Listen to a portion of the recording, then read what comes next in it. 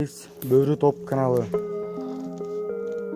Буга чейин маалым болгондой, Достук жана Ош облусунун курамында ойногон Пегас аттуу атактуу аргымак Пегас маалым болгондой 2022 жылдын 26 мартында Сарыжан командасына келди.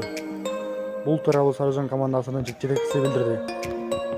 Пегас 2022 жылы 9 майга Сарыжан командасына оюн көргөзөт.